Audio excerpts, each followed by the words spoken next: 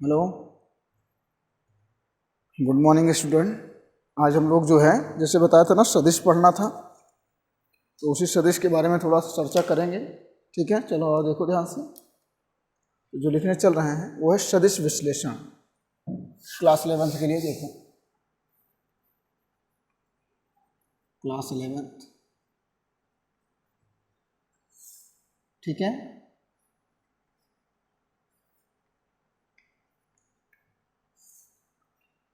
Physics,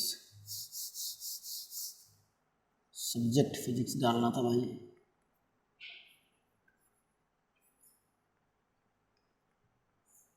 ठीक है, तो आज हम लोग पढ़ेंगे सदिश विश्लेषण। क्या पढ़ेंगे? सदिश विश्लेषण।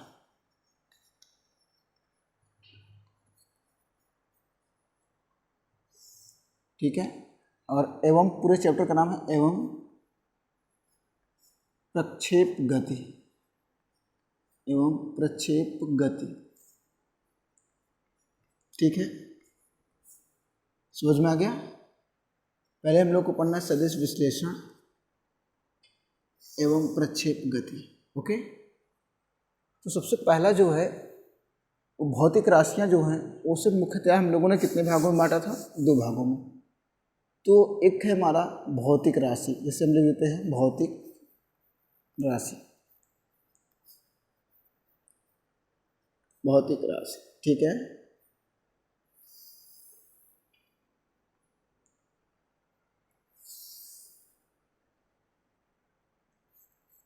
भौतिक राशि यहाँ 2 प्रकार के हम लोग लिखने चल रहे हैं। एक है हमारा सदिश राशि और एक है अदिश राशि। एक क्या है? अदिश राशि। ठीक है भैया, समझ में आ गया? एक है सदिश राशि और एक क्या है? अदिश राशि। देखो ध्यान से, सा प्लस दिश कह सकते हैं। सा का मतलब हो गया साथ में, प्लस दिश मतलब दिशा, जिसमें दिशा क्या हो? साथ हो। अदिश मतलब आ प्लस दिश। ठीक है ना? तो आ मतलब कह सकते हो अदृश्य, समझने के लिए कह सकते हो बस, बाकी और कुछ नहीं। अदृश्य होनी चाहिए दिशा, अदृश्य हो जाएगा। अब देखो साथ में दिशा, लेकिन दोनों में एक चीज समान होती है। ठीक ना? दोनों में एक चीज कॉमन होती है, वो क्या है? दोनों में एक चीज कॉमन होती है, उसको बोलते हैं हम लोग परिमाण। क्या बोलते हैं बेटा? परिमाण। ठीक है ना? बात समझ में आई ना? तो देखो परिभाषा सदिश की क्या बनेगी, जैसे अगर लिखने की कोशिश की जाए सदिश की परिभाषा, यहाँ लिखेंगे वह भौतिक राशि, वह भौतिक राशि, वह भौतिक राशि जिसमें परिमाण के साथ साथ, परिमाण के साथ साथ साथ साथ दिशा का भी ज्ञान होता है। परिमाण के साथ साथ दिशा का भी ज्ञान होता है।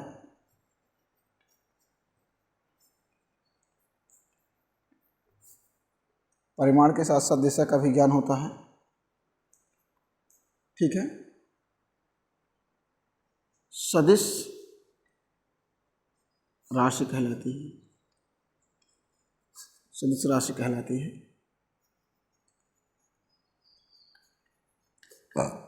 ओके, कहलाती है। ठीक है भैया, इसमें क्या है? वह भौतिक राशि, वह भौतिक राशि जिसमें जिसमें परिमाण के साथ साथ, परिमाण के साथ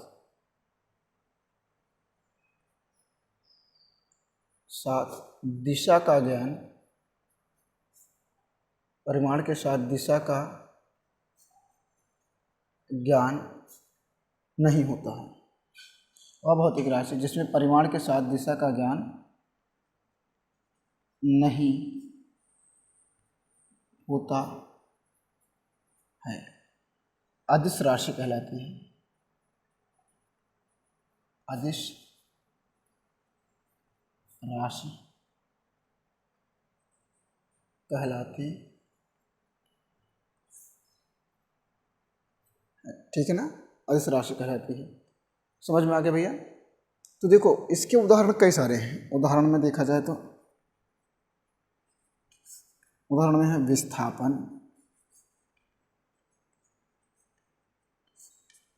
वेग,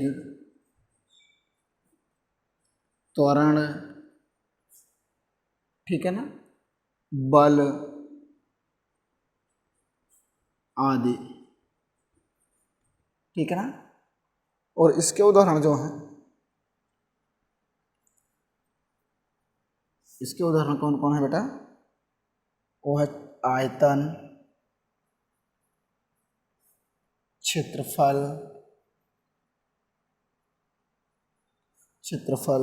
ठीक है,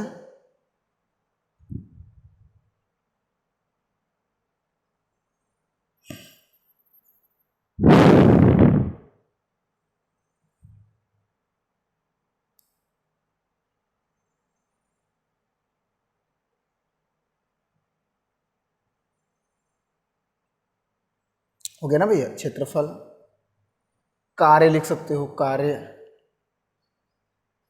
कार्य भी एक अदिश है, आदि,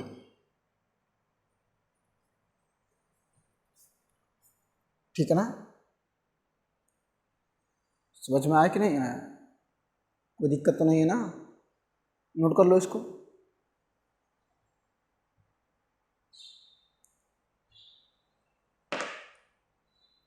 इसको हम मिटा देते हैं।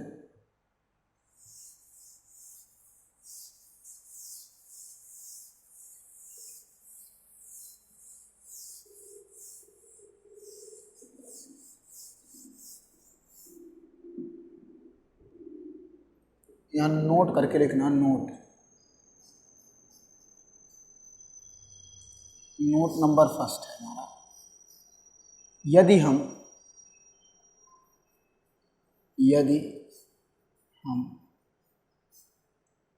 परस्पर दो सदिश राशियों का, यदि हम परस्पर दो सदिश राशियों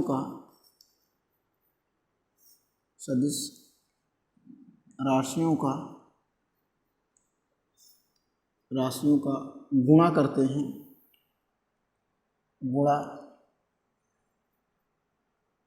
गुणा करते हैं तो हमें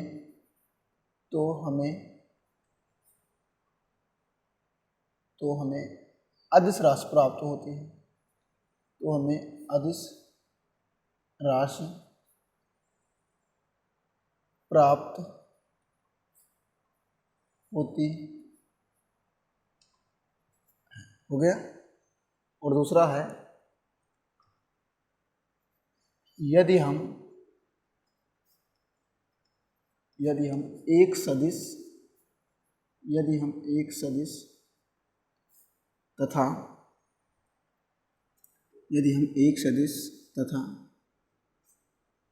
दूसरी अदिश राशि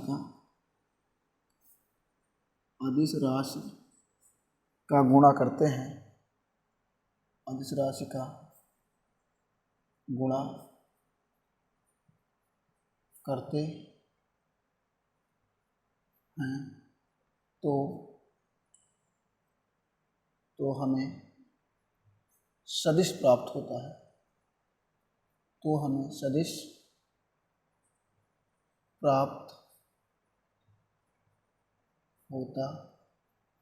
है। हो गया ना भैया?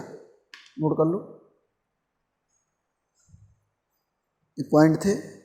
हम लोग को सदिश पढ़ना है, अदिश के बारे में बहुत ज़्यादा चर्चा नहीं करनी है, ठीक है।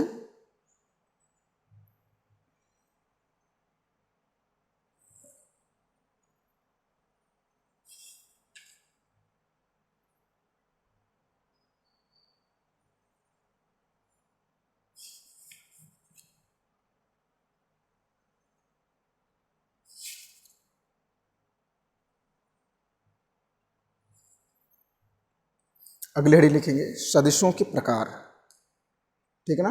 अगली हेडिंग लिखेंगे सदिशों के प्रकार। इसको मिटा देते हैं।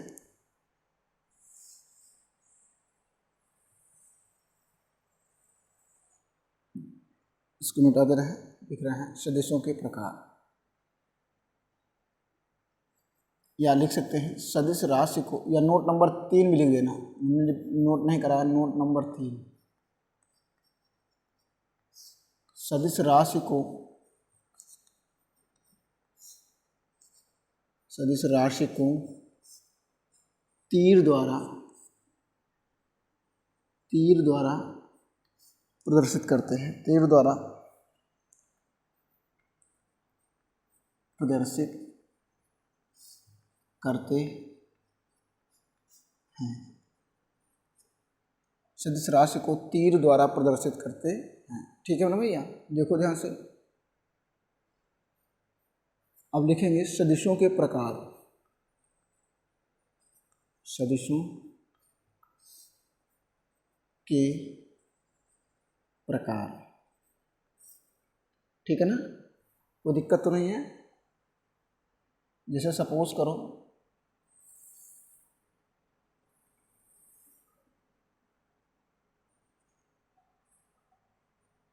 ये हमारा हो जाए O,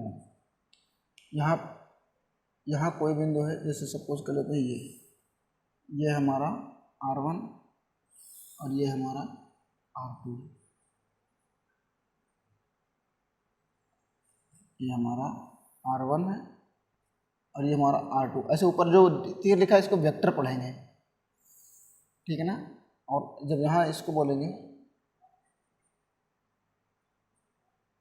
तो इसको बोलेंगे R12, क्या बोलेंगे, R12 वेक्टर, समझ में। और इसी को बोलते हैं विस्थापन सदिश। क्या बोलते हैं बेटा, विस्थापन सदिश।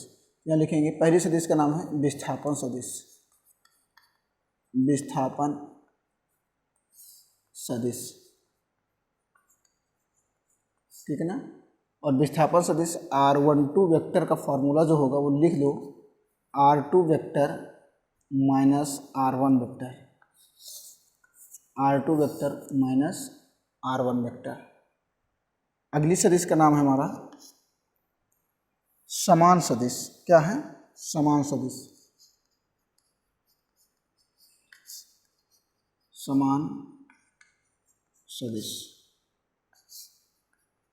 ठीक है ना। समान सदिश में क्या है, लिखेंगे जिसका परिमाण व दिशा समान हो, ठीक है ना।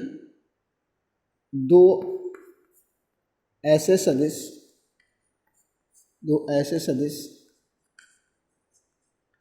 जिसका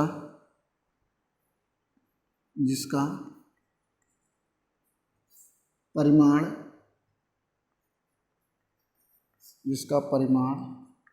व दिशा दोनों समान हो,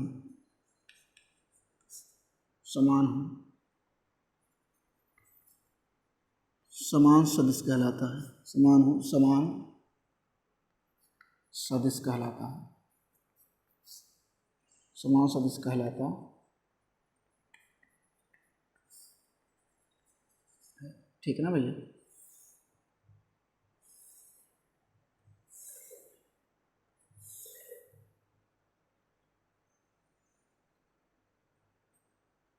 सपोज करो ये हमारा ए वेक्टर है, ये हमारा क्या है, बी वेक्टर है, ये हमारा सी वेक्टर है और ये हमारा डी वेक्टर है। तो यहाँ लिख सकते हैं इनके ए वेक्टर बराबर बी वेक्टर बराबर सी वेक्टर बराबर डी वेक्टर, ठीक है ना। इसे हम समान सदिश कहते हैं। अगली हेडिंग है एकांक सदिश। क्या लिखते हैं, एकांक सदिश।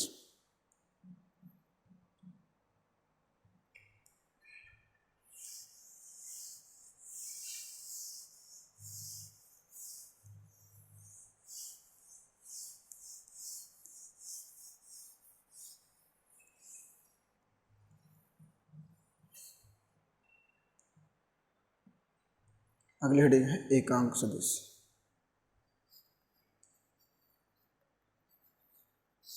एकांक सदिश।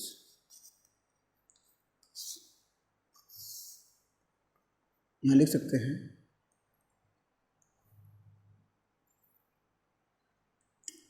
ऐसी सदिश राशि या ऐसा सदिश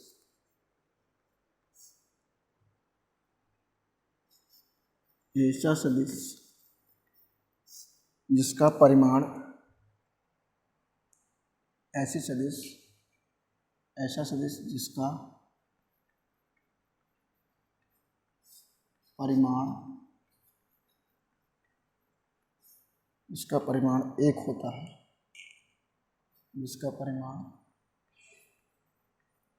होता है, एकांक सदिश कहलाता है।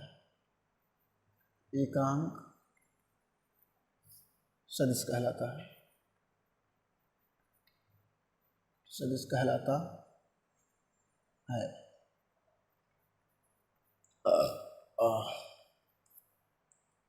इसे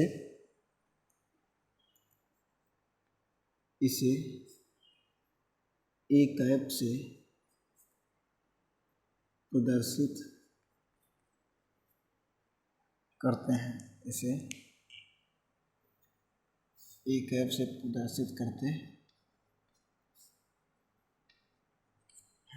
ठीक है ना भैया, इसे एक ऐप से प्रदर्शित करते हैं और लिख सकते हैं एक कैप बराबर, सूत्र होता है इसको, बहुत इंपॉर्टेंट है बेटा, एक कैप बराबर ए वेक्टर अपॉन, इसको बोलते हैं मॉड ए वेक्टर। क्या बोलते हैं? मॉड ए। और अगर कहीं दिख जाए कि मॉड ए लिखा है तो सिंपली हम इसे ए भी लिख सकते हैं। इस ए में और इस ए में अंतर है, ठीक है ना मैम। तो यहाँ से एक cap equal to vector A upon A भी लिखा जा सकता है ऐसे, ठीक है ना, कोई दिक्कत तो नहीं है ना।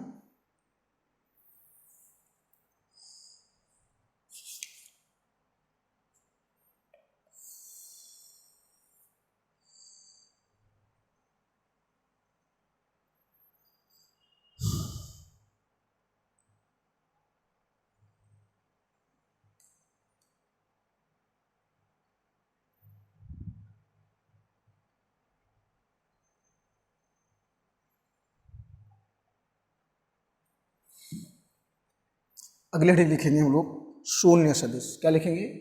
शून्य सदिश।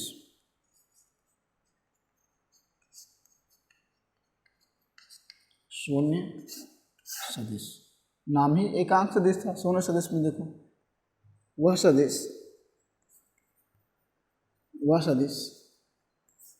जिसका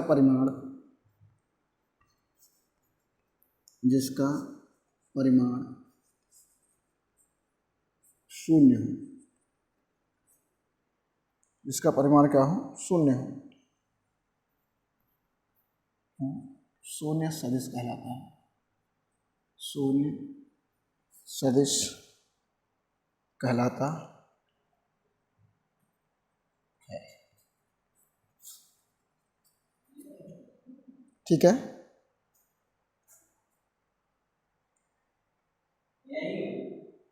अगली हेडिंग है मुक्त सदिश। अगली हेडिंग लिख देना मुक्त सदिश। अगर हमको ध्यान रखो, प्रॉपर्टी समझ लो, ए वेक्टर डॉट जीरो वेक्टर को मल्टीप्लाई करेंगे तो आंसर जीरो वेक्टर आएगा। और दूसरा है अगर हम ए वेक्टर में जीरो वेक्टर ऐड करते हैं तो आंसर ए वेक्टर आएगा। और थर्ड है zero vector plus A vector equal to A vector, ठीक है ना भाई। जल्दी करो इसको।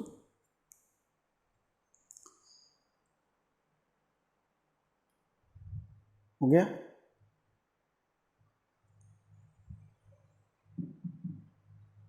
देखो ध्यान से, अगली हेडिंग है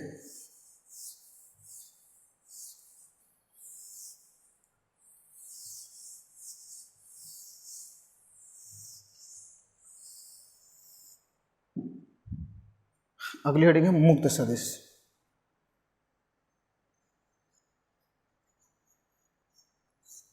मुक्त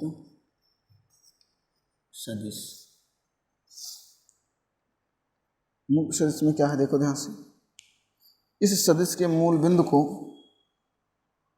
सदिश का प्रदर्शित करने वाली रेखा के किसी अन्य बिंदु पर विस्थापित किया जा सकता है। इस सदिश के मूल बिंदु को, मुख्य सदिश मतलब फ्री, इस सदिश के मूल बिंदु को, इस सदिश के मूल बिंदु को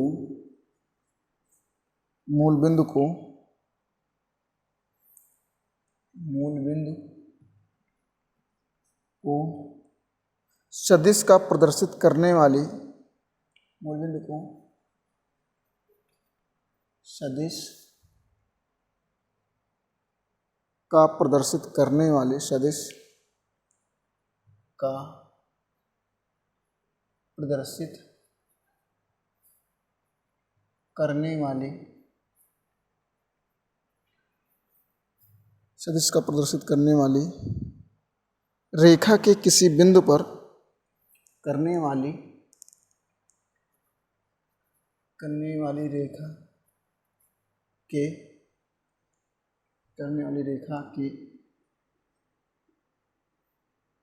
के किसी बिंदु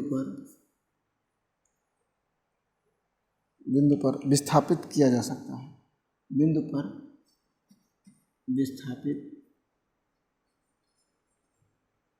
विस्थापित किया जा सकता है।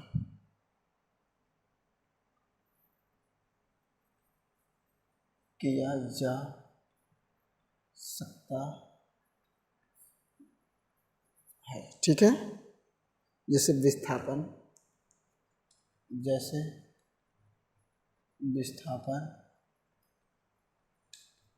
वेग। ठीक है, अगले देंगे सर्पी सदिश, स्लाइडिंग वेक्टर, सर्पी सदिश।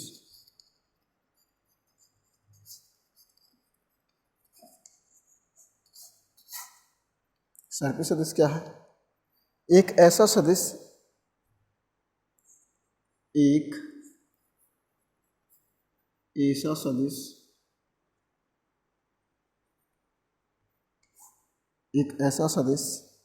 जिसके मूल बिंदु को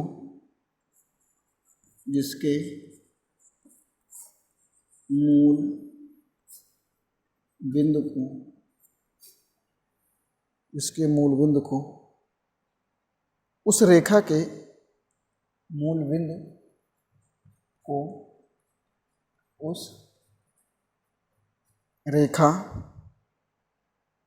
मूल बिंदु को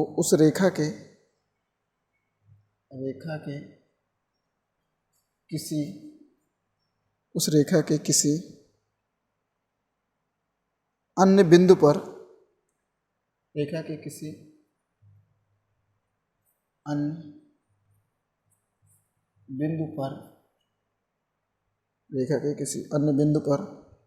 जिस पर सदिश कार्य करता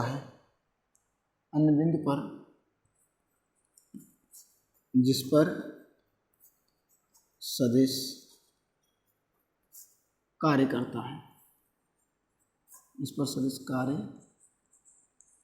करता है। ठीक है, विस्थापित करने पर सदिश का प्रभाव बदल जाए, कार्य करता है।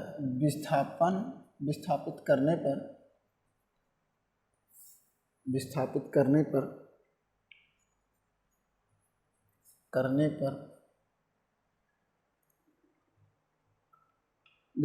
करने पर सदिश का प्रभाव बदल जाए,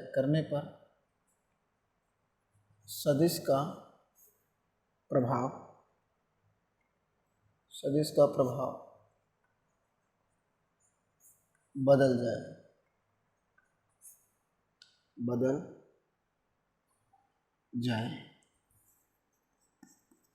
बदल जाए, हो गया।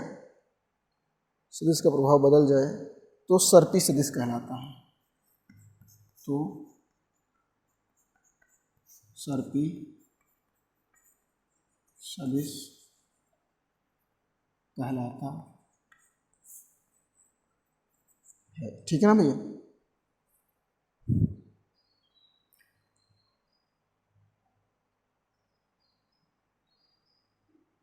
आबद्ध सदिश, अगली हेडिंग है आबद्ध।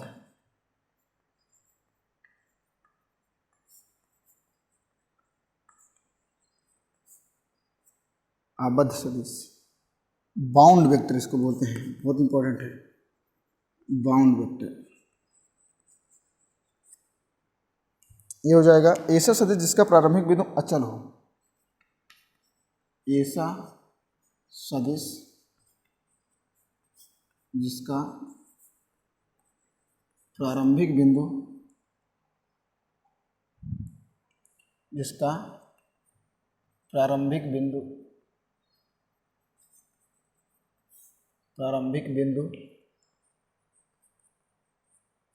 अचल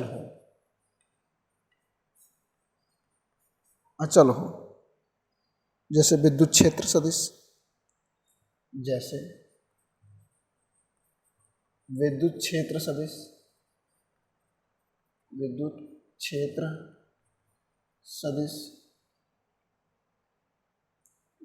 सदिश, ठीक है। चुंबकीय क्षेत्र सदिश,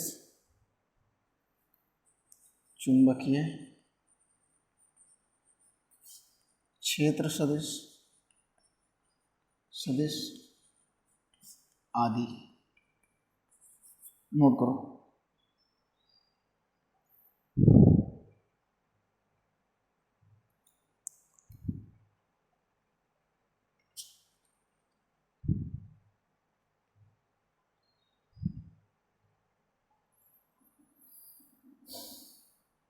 हो गया ना भैया, इसको हम इरेज कर दे रहे हैं।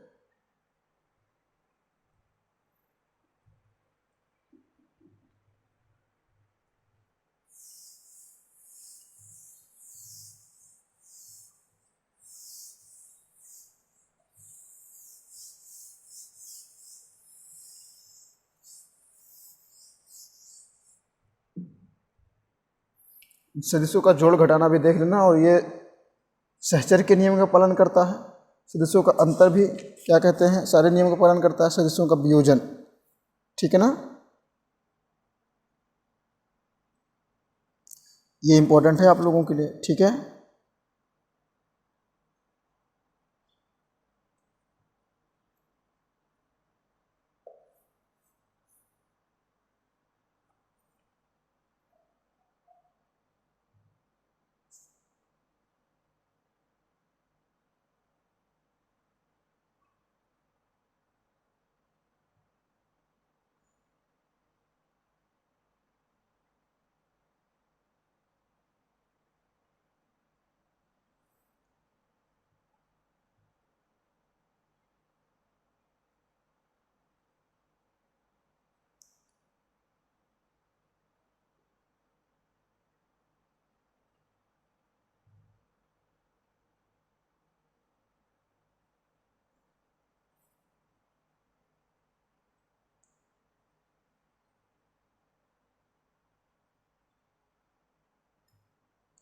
चलो देखो ध्यान से, यहाँ से लिखने चल रहे हैं। सदिशों का वियोजन, रेजोल्यूशन ऑफ वेक्टर, सदिशों का वियोजन,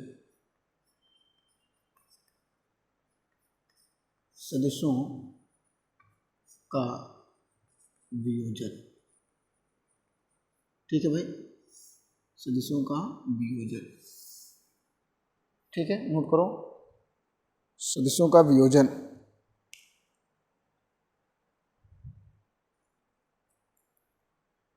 चलो देखो ध्यान से,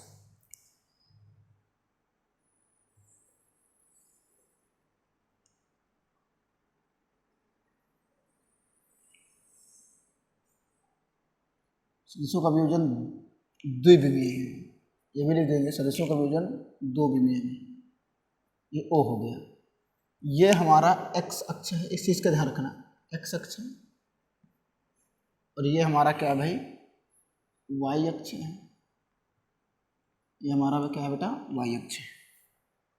इधर का जो रेजुलेशन है उसको हम ले लेते हैं A1, क्या ले लेते हैं A1, और इधर का क्या ले लेते हैं A2, और सपोज करते हैं इन दोनों का जो रिजल्टेंट है ये है, ठीक है, ऐसे।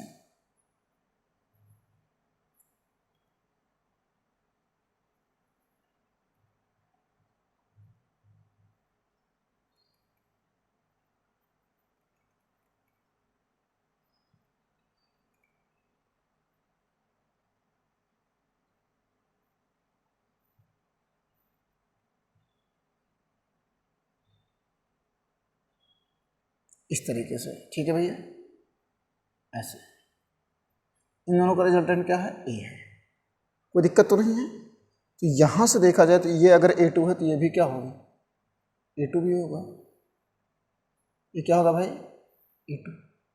सपोज करो ये कोण हमारा जो है वो क्या है, थीटा है, ठीक है ना। सदिशों का वियोजन और लिख देना द्विविमीय में, द्विविमीय में, द्विविमीय में।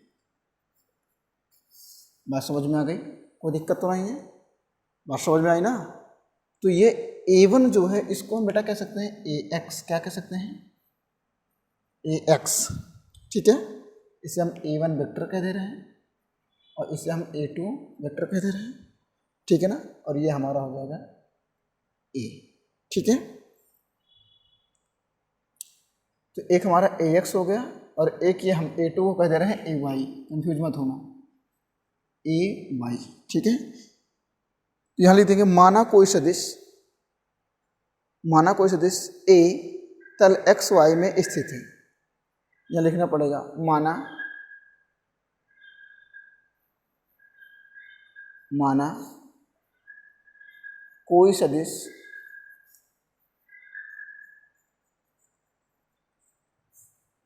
सदिश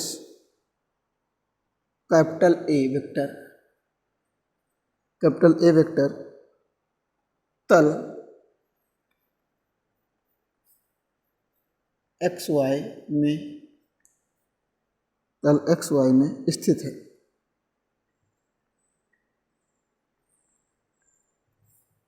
तल XY में स्थित है, ठीक है। वेक्टर A के शीर्ष से हमने वेक्टर A के, यहाँ लिख सकते हैं वेक्टर A के शीर्ष से हमने OX तथा OY पर लंब डाला, OX तथा OY पर लंब डाला,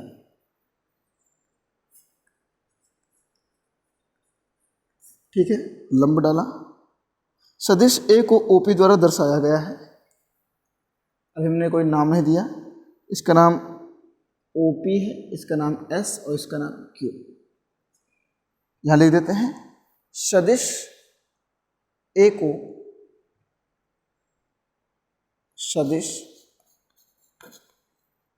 वेक्टर A को OP द्वारा दर्शाया गया है, OP द्वारा दर्शाया गया है, ठीक है ना, दर्शाया गया है।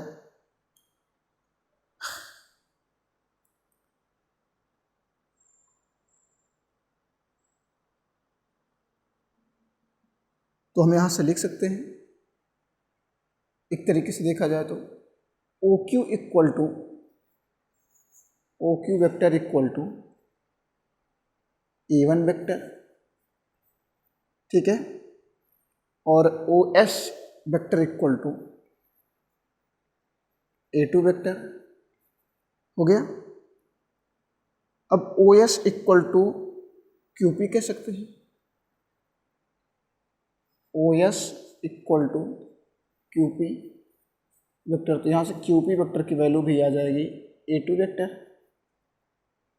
ठीक है, A2 वेक्टर हो गया। अब यहाँ से परिणामी देखा जाए तो परिणामी A वेक्टर इक्वल टू,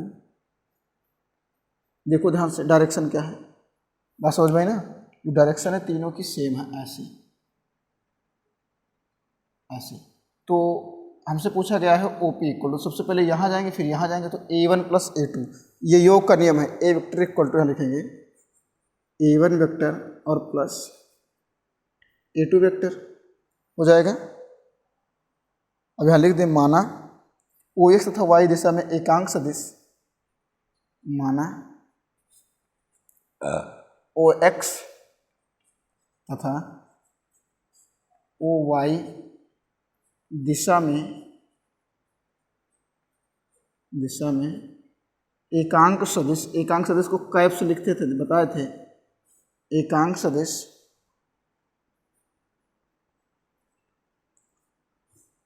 सदिश आई कैप तथा जे कैप हो, आई कैप तथा जे कैप हो तो A1, ये क्वेश्चन नंबर हमारा हो गया स्टार, क्वेश्चन नंबर हो गया स्टार। तो यहाँ से लिख सकते हैं, तो A1 vector equal to AX I cap, ऐसे लिख सकते हैं, AX आई कैप प्लस, और ये A2 वेक्टर इक्वल टू हो जाएगा AY जे कैप। ठीक है, कंफर्म हो गया? कोई दिक्कत तो नहीं है ना? समझ में आ गया कि नहीं आ गया?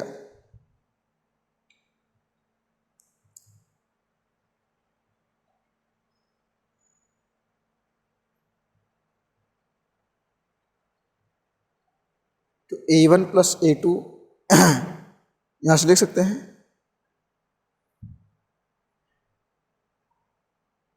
AX और AY की वैल्यू निकाल लिया जाए। ठीक है ना भैया? AX और AY।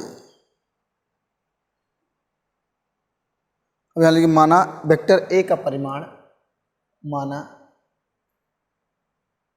वेक्टर A का परिमाण,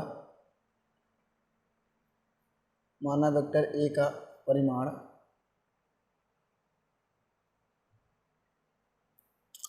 वेक्टर A का परिमाण, ध्यान दो, वेक्टर A का परिमाण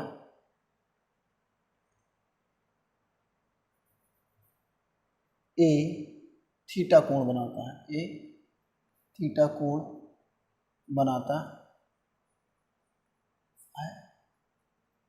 देखो क्या लिखने चला है, त्रिभुज PQO में, त्रिभुज PQO में, ठीक है, PQO में क्या लिखेंगे, साइन थीटा बराबर क्या होगा, लंब बटे कर्ण, लंब बटे कर्ण। तो साइन थीटा बराबर लंब A2 वेक्टर अपॉन कर्ण क्या हो जाएगा भैया, A वेक्टर। तो मतलब A2 vector equal to vector A sine theta. Equation number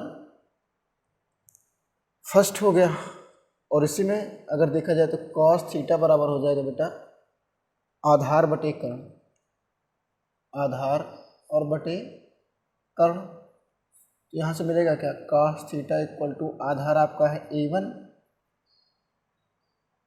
A1 vector upon mod A। यहाँ से लिख सकते हैं A1 vector equal to A vector cos theta. लिखा जा सकता है कि नहीं, कोई दिक्कत तो नहीं है ना?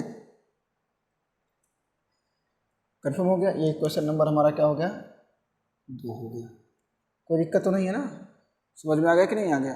अब इधर देखो ध्यान से, यहाँ से लिख सकते हैं समीकरण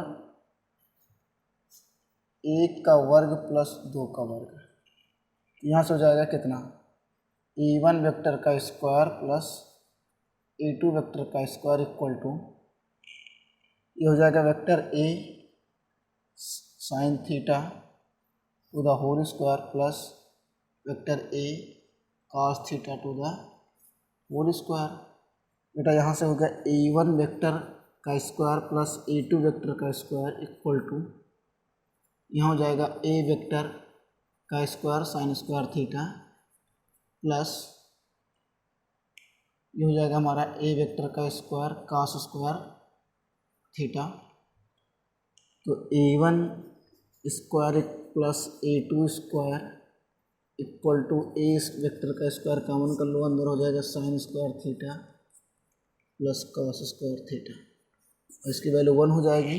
तो बेटा ए वेक्टर का स्क्वायर इक्वल टू होगा A1 का स्क्वायर प्लस A2 का स्क्वायर। ओके, नोट करो जल्दी, ये हो जाएगा कि नहीं हो जाएगा? ठीक है, तो यहीं से हम लिख सकते हैं मॉड, या ऐसे ए वेक्टर का जो मॉड होगा वो क्या निकलेगा, अंडर रूट,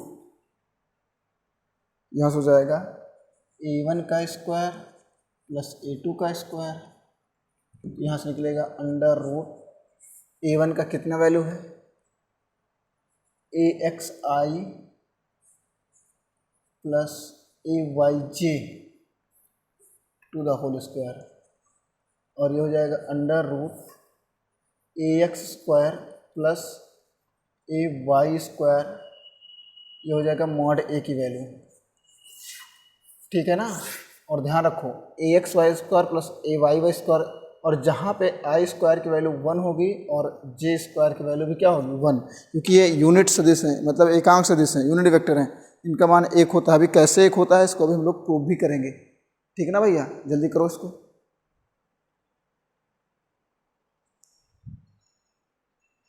हो गया ना ये? अब इसी में अगर हम लोग दिशा निकाल दें तो कोई दिक्कत नहीं है आपको। दिशा क्या होगी,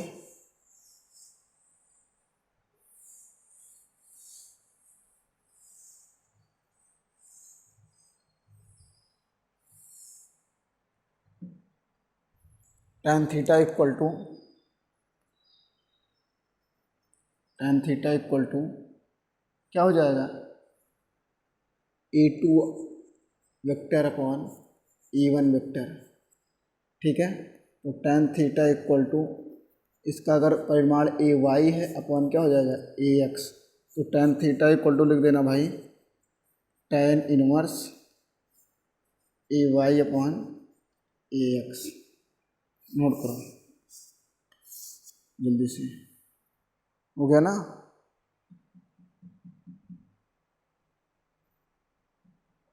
अब इसे हम इरेज कर दे रहे हैं। ठीक है ना,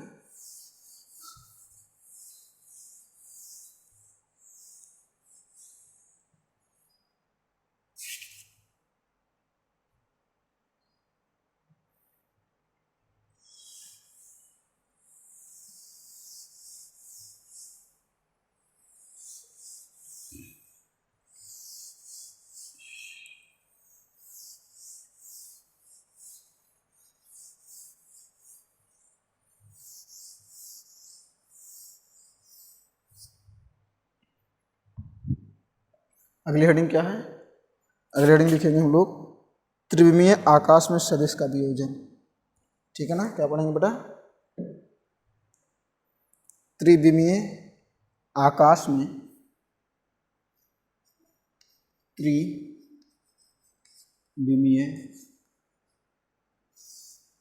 आकाश में त्रिविमीय आकाश में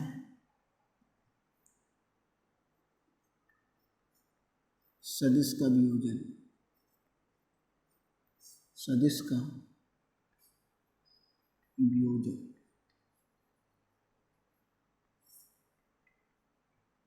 हो गया भैया, त्रिविमीय आकाश में सदिश का वियोजन। ठीक है,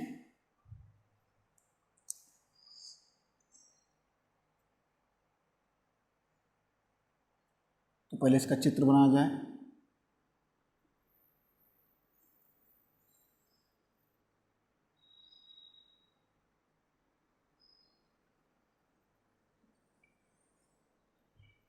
कुछ इस तरीके से,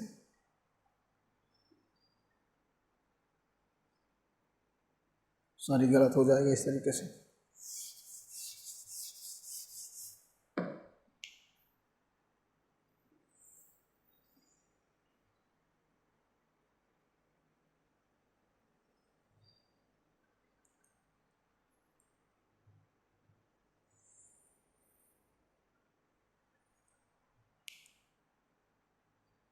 ये हो जाएगा हमारा, ये है एक्स अक्ष, ये क्या है भैया एक्स अक्ष है, ये हमारा क्या है वाई अक्ष है, और ये हमारा क्या है जेड अक्ष है। ठीक है, समझ में ना। और सपोज करते हैं इसका परिणामी जो है ये है ये। ठीक है,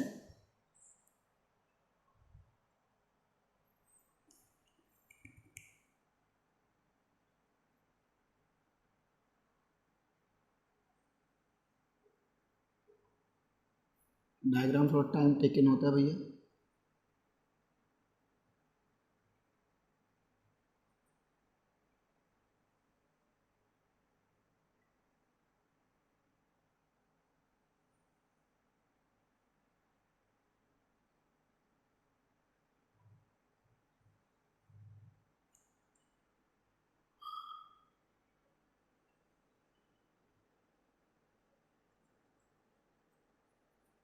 इस तरीके से, ठीक है।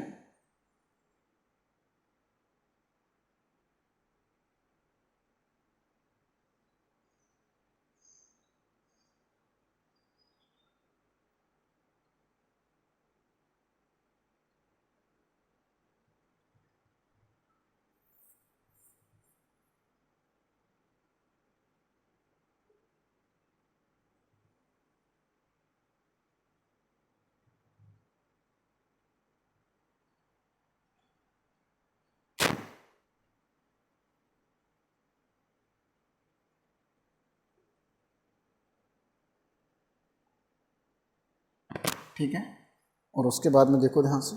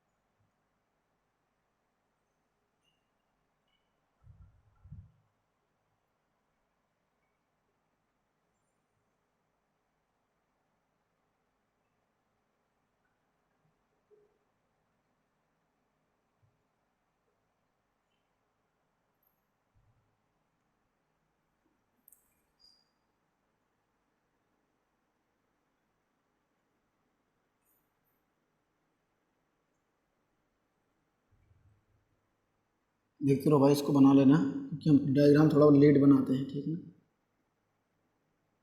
अगर गड़बड़ हो गया तो बड़ी दिक्कत हो जाती है। ठीक है,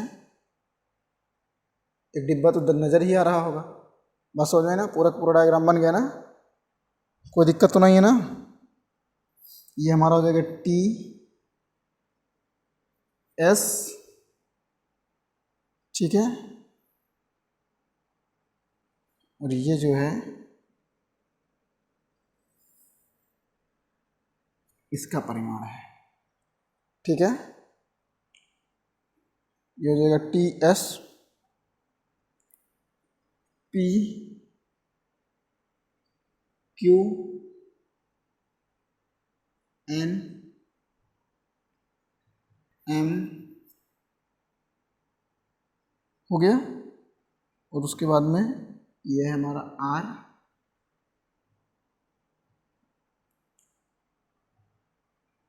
इधर जानते हो ए एक्स होगा, ये बेटा क्या होगा ए वाई होगा, और ये क्या होगा ए जेड होगा। ठीक है, और देखो ध्यान से,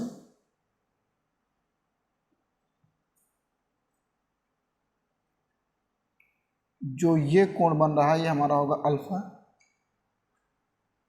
क्या होगा अल्फा, और जो वाई के साथ बन रहा है कोण उसको क्या बोलेंगे हम बीटा। ऐसे ये कोण हमारा क्या है बीटा, और जो टोटल जेड के साथ बन रहा है ऐसे ये इसको हम बोलेंगे गामा। क्या बोलेंगे, गामा, अल्फा बीटा और गामा। इस पे आप जानते हो आई कैप लिखेंगे, एक्स अक्ष पे हमेशा आई कैप होगा, वाई अक्ष पे जे कैप और जेड अक्ष पे क्या होगा बेटा, के कैप होगा। ठीक है, अब लिखेंगे ओ एक्स तथा ओ वाई जेड के अनुदिश, यहाँ लिखेंगे ओ एक्स ओ वाई, ओ एक्स कामा ओ वाई तथा ओ जेड, ठीक है ना, के अनुदिश इकाई सदिश ओ जेड के अनुदिश इकाई सदिश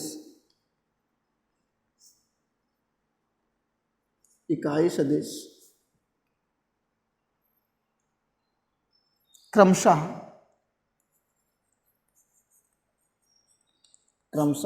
आई कैप कॉमा जे कैप तथा के कैप है, ए का ओ एक्स ओ वाई तथा ओ जेड के अनुदिश घटक यहाँ लिख देंगे तथा के कैप है। फिर लिखेंगे ए वेक्टर का ओ एक्स तथा ओ वाई तथा O Z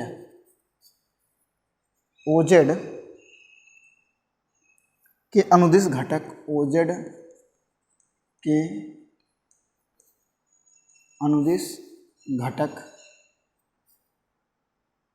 A x A Y तथा ए जेड है, ए एक्स ए वाई तथा ए जेड है। हो गया ना, कंफर्म हो गया कि नहीं हो गया, ए जेड है। ओ आर, ये हमारा क्या बेटा, ओ है, यहाँ से लिख देंगे O R vector equal to A vector हो जाएगा। O P vector equal to A X I cap, O P vector equal to A X I cap, O Y vector equal to या O N vector equal to O N vector equal to A Y J cap और O T vector equal to A Z K cap हो जाएगा। ठीक है ना, A Z K cap. P S equal to O T, ध्यान दो कहाँ है, P S equal to O T है ना, ये देखो, ये और ये समांतर चतुर्भुज हैं और समांतर चतुर्भुज में सम्मुख भुजाएं क्या होती हैं, बराबर, यानी P S vector equal to O T vector कह सकते हैं। ठीक है, और O S vector equal to होगा, O S vector equal to होगा O P plus P S, O P plus P S vector हो गया। और इसे लिख सकते हैं O P plus P S की वैल्यू है ओ टी वेक्टर, हो गया ना, पी एस की वैल्यू क्या है, O P plus O S, और ये हमारा ओ टी वेक्टर हो जाएगा। O R vector equal to यहाँ से लिखने चल रहे हैं O S plus S R, O S vector plus S R vector, ठीक है ना। और यहाँ से लिख सकते हैं ओ एस वेक्टर की वैल्यू क्या है, ओ एस वेक्टर की वैल्यू है O P plus O T, O P vector plus O T vector और प्लस एस आर वेक्टर हो जाएगा, हो गया ना, एस आर वेक्टर।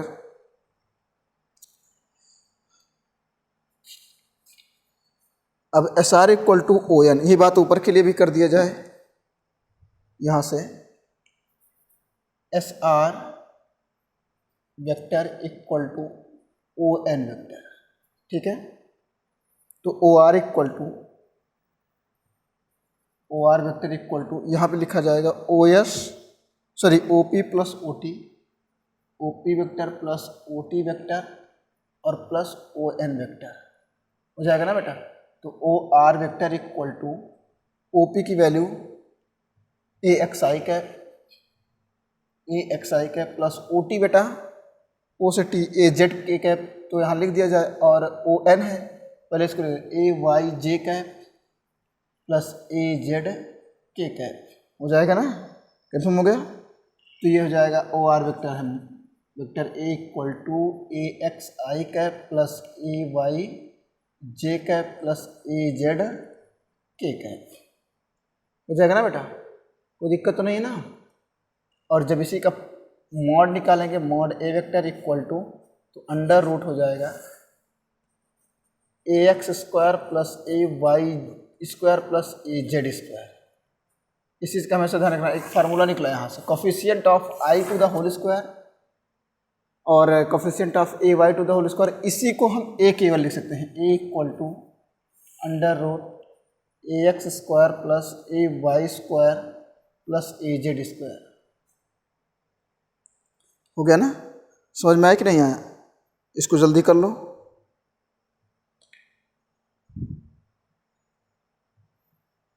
हो गया,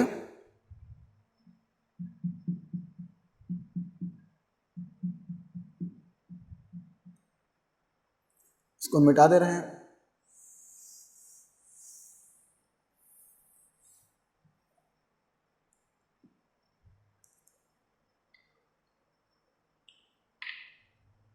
अब यहाँ से लिखेंगे माना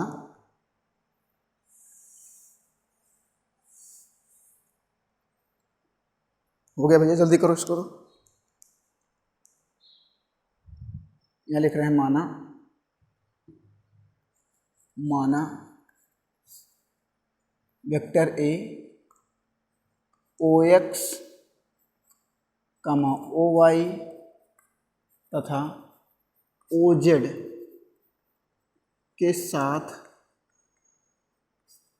ओ जेड के साथ क्रमशः अल्फा कामा बीटा तथा गामा कोण बना रहा हो, तब यहाँ से लिखेंगे क्या, देखो ध्यान से, यहाँ से लिखेंगे ए एक्स इक्वल टू लिख सकते हैं mod A vector cos alpha. देखो ध्यान से, अल्फा कोण अगर बना रहा है तो यहाँ से लिख सकते हैं ना ए एक्स मॉड ए कॉस अल्फा। हो जाएगा कि नहीं हो जाएगा? कन्फर्म हो गया कि नहीं हो गया? कैसे, यहीं से देख लो। अगर हम इसको हम एक त्रिभुज ले लें, त्रिभुज ओ आर या ओ क्यू पी में, देखो त्रिभुज ओ क्यू पी में, तो हो जाएगा क्या, कॉस अल्फा इक्वल टू आधार बटे कण, तो आधार है हमारा ए एक्स और बटे मॉड ए वेक्टर। बात समझ में आ गई कि नहीं आ गई? कोई दिक्कत तो नहीं है ना? जल्दी करो तो बताएं। तो यहाँ से लिख सकते हैं A X equal to mod A vector cos alpha हो जाएगा। इसी प्रकार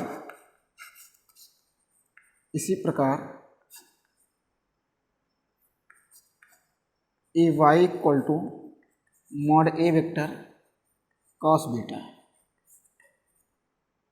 ए Z equal to mod A vector cos gamma हो जाएगा ना, कॉस गामा। अब यहाँ लिख सकते हैं समीकरण, इसका नाम दे दिया जाए समीकरण स्टार। यहाँ लिख देते हैं समीकरण स्टार से, समीकरण स्टार से क्या निकलेगा, देखो वैल्यू रख दो, mod A vector equal to under root जो आया है ए एक्स की वैल्यू है, mod A vector cos square alpha या cos alpha to the whole square plus mod A vector और cos beta to the whole square plus mod A vector cos gamma to the whole square हो जाएगा। यहाँ से हो जाएगा, उस दोनों पर तरफ स्क्वायर कर दिया जाए, मॉड ए वेक्टर का स्क्वायर इक्वल टू ये क्या आएगा मॉड ए वेक्टर का square cos square alpha plus mod A vector cos square beta, यहाँ स्क्वायर लगा रहेगा, और उसके बाद plus mod A vector cos square gamma, सब में कॉमन क्या है बेटा, A vector to the whole square equal to vector A, ये आ जाएगा हमारा cos square alpha plus cos square beta plus cos square gamma. ठीक है, तो यहाँ से मिल जाएगा cos square alpha plus cos square beta plus cos square gamma is equal to mod A vector का square upon mod A vector का square. इससे कैंसिल हो गया, तो cos square alpha plus cos square beta plus cos square gamma equal to 1। Note कर लो जल्दी, हो गया ना, जल्दी करो। तो अब ये जो है हो गया। अब तुम्हारा सदिशों का योग और गुणनफल पढ़ेंगे, ठीक है ना, क्योंकि ये बहुत ज़्यादा ज़रूरी है। चलो इसको करो, हो गया ना भाई, सदिशों का योग पढ़ेंगे, ठीक है, हो गया ना। ये इसको मिटा दे रहे हैं, ठीक, इसको हम इरेज कर दे रहे हैं।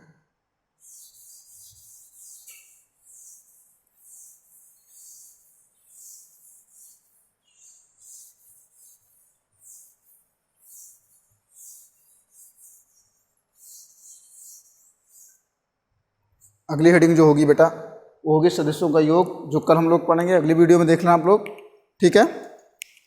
सदिशों का योग 2 विधियों से करेंगे, ठीक है ना। समझ में आ गया कि नहीं आ गया? चलो अब अगली क्लास कल करते हैं, तब तक के लिए थैंक यू, नमस्कार।